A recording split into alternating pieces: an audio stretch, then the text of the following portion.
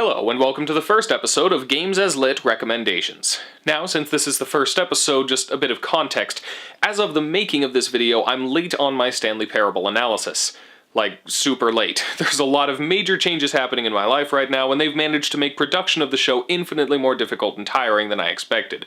It'll be back on like normal soon, but in the meantime, I hate giving you people nothing. My viewers deserve better, and for that matter, my generous patrons.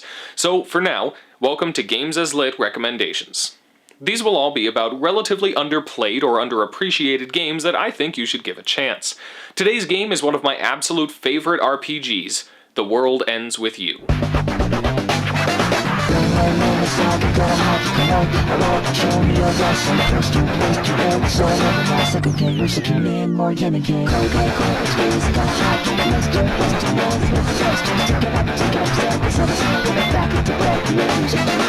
The World Ends With You is an RPG made a few years back for the Nintendo DS by Square Enix, and it was also ported to the iPhone a few years later. It got plenty of love and acclaim, but due to its exclusive release, it still hasn't been as widely played as it really deserves to be. Thus, this video. Now, this isn't an analysis, so there won't be any major spoilers. I'm just going to go over the game in brief and explain why it's so great and why you should play it. The basic premise of the story is that a kid named Neku wakes up in Shibuya, a shopping district in Tokyo, with everyone around him unable to see him and strange monsters that also don't affect those people coming after him. He's been put into some kind of game in which he needs to partner up with another player and complete various challenges while surviving attacks by creatures referred to by the other players as the Noise. The game has a real neat look. The aesthetic style is kind of a graffiti-inspired pop art look, and it serves the game's setting and characters really well. The music does it similar justice, and is up there with the Persona series and great J-pop soundtracks.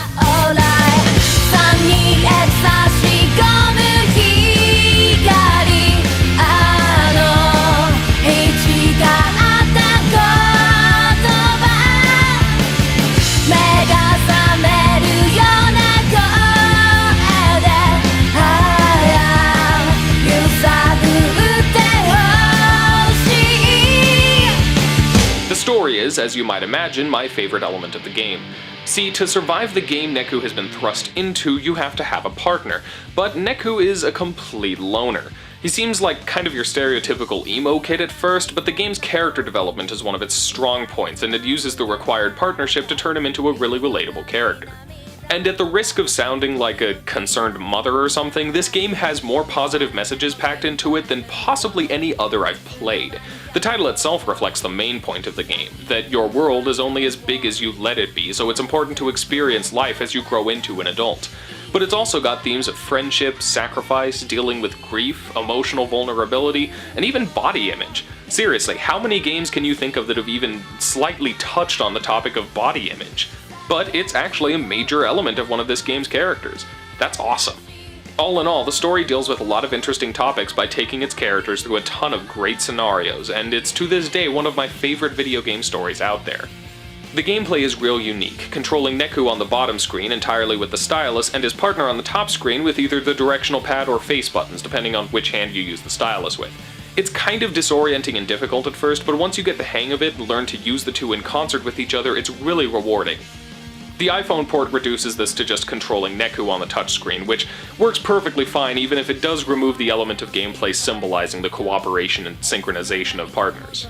I think there's no reason to hesitate in saying this is one of the best things to come out of Square Enix in the last decade or so, and if you have an iOS device or a Nintendo DS, you absolutely should pick it up. And if you don't have a DS, seriously, get one. They have a great game library, and a DS Lite is super cheap now. It'd be worth it just for this game, let alone the other classics on the system. So if you like games with a compelling story, great art style, catchy soundtrack, unique gameplay, so basically just if you like good games, check out The World Ends With You. It has the Games as Lit seal of approval. Later.